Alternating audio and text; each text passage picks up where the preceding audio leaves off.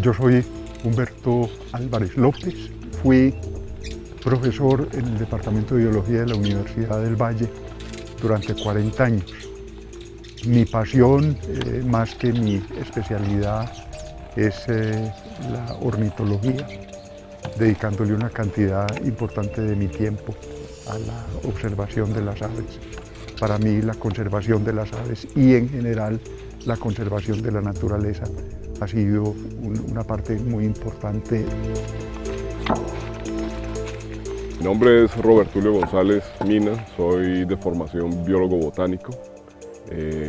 Me apasiona la diversidad biológica de Colombia, me apasiona la química de productos naturales y pensar para qué pueden servir la vegetación que tenemos en el país fuera de lo obvio, fuera de maderas o fuentes energéticas, hacia cuestiones más finas como la innovación en productos naturales o materias primas de innovación.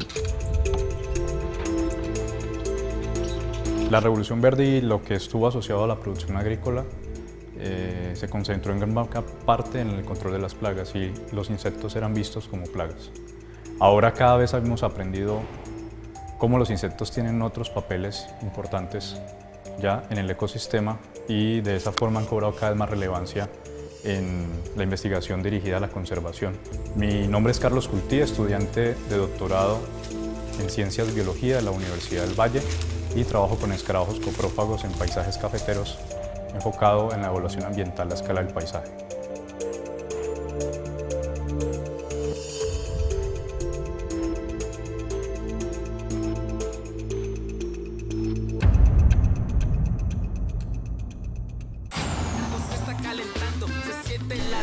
Suena la marimba, la gente que canta a pura garganta.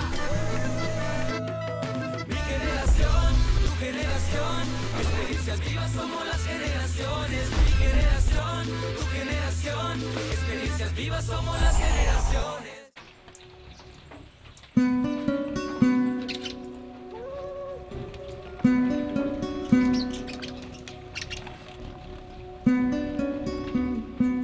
La gran importancia que tiene la observación de las aves es que nos muestra cómo los organismos que nos gustan no son entes aislados en la naturaleza. Entonces quien observa aves tiene que observar también que las aves se alimentan de ciertas frutas y se preocupa por la conservación de las aves y la conservación de sus fuentes de alimento.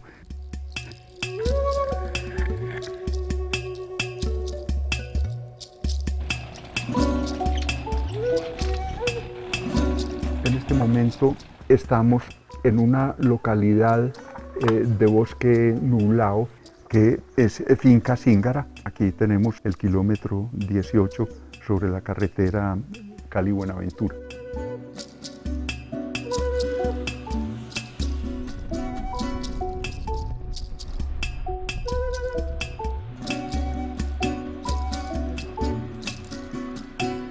Una de las características del bosque nublado es la cantidad de epifitismo, es decir, la cantidad de plantas que crecen sobre otras plantas. Estos bosques nublados están captando agua y están entregando agua como servicio ambiental, aunque no esté lloviendo en el momento. Los bosques de niebla han sido considerados a lo largo de mucho tiempo como muy importantes por la gran diversidad que alojan. Pero debido a lo benévolo del clima, a su cercanía con los centros urbanos, todos estos factores se han configurado para que haya una colonización bastante intensa. Lo que era un área de bosque continuo originalmente, hoy en día está reducido a una serie de parches de pequeña extensión. Ese proceso que se denomina en biología de la conservación, que se denomina fragmentación, ha sido reconocido ya desde hace tiempos como una causa importante de pérdida de la biodiversidad. Preocupados entonces por lo que estaba ocurriendo, Gustavo Catán, el profesor Manuel Giraldo y quien les habla, iniciamos entre 1989 y 1991 un estudio de la avifauna de estos remanentes de bosque. Ahora esperar un poquito, a ver si vuelve a cantar o si alguno otro le responde. Áreas de borde son más, suelen tener mayor variedad y mayor actividad y sobre todo mayor visibilidad. En el interior de bosque están muy altas por allá en el dosel y entonces son más difíciles de ver y de identificar. Casi que tan importante como la vista es el oído en la detección de aves. Muchas aves que uno las oye cantar todo el tiempo, pero no son tan fáciles de ver.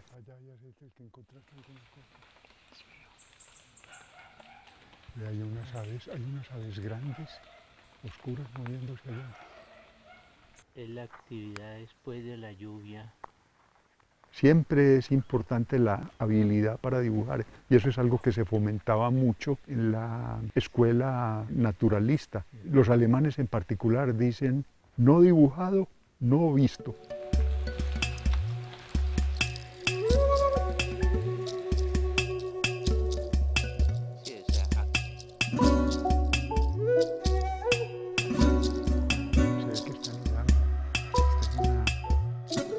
Yo he notado ciertos problemas y es que la gente tiende ahora a tomar más fotos y a observar menos.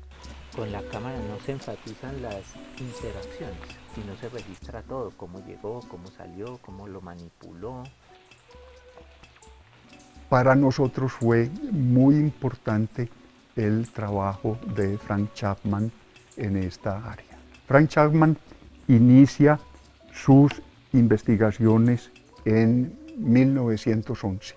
Él es un ornitólogo del Museo Americano de Historia Natural y con intereses investigativos en la avifauna del norte de Sudamérica y particularmente del área andina. El área que tenía más impacto por intervención humana.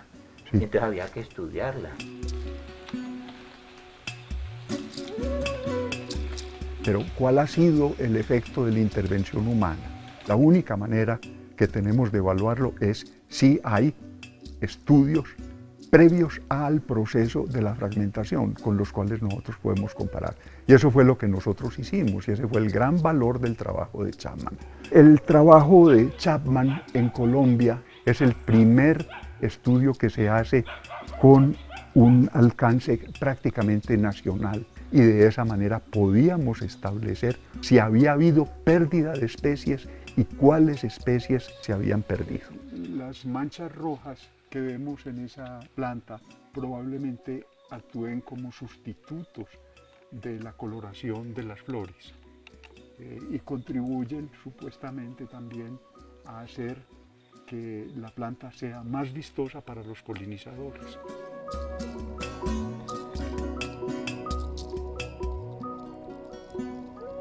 Ha habido un cambio no solamente cuantitativo, sino un cambio cualitativo en todo lo que son las investigaciones sobre la conservación. Y eso implica los inventarios de biodiversidad, en primer lugar, en muchos grupos distintos. Las aves han sido, digamos, como las pioneras. La comparación que hicimos con Chapman, entonces nos dio que había ocurrido una pérdida del 31.2% de las especies. El reporte de Chapman fue de 128 especies y terminamos en 92 especies luego de unos 80 años. Pero es una pérdida local. Todos los estudios han estado centrados en las aves de bosque. Eso quiere decir que hay más aves. Todas las de los potreros, las aves de los bordes de bosque no se consideraron. Los datos de trabajos como el que hemos venido comentando que hicimos en esta región pueden tener muy diversos usos. En primer lugar, pues muestran un panorama triste, y es que de estos bosques se ha perdido un número importante de especies. Afortunadamente no son extinciones totales. Comparando esas especies que se extinguieron aquí con lo que ha sucedido en otros sitios, empezamos a ver unos patrones de extinción y empezamos a ver que hay unas especies más vulnerables que otras. Y ese tipo de información es muy importante desde el punto de vista de la conservación, porque nos permite, en ciertas circunstancias, enfocar el trabajo de conservación en esas especies.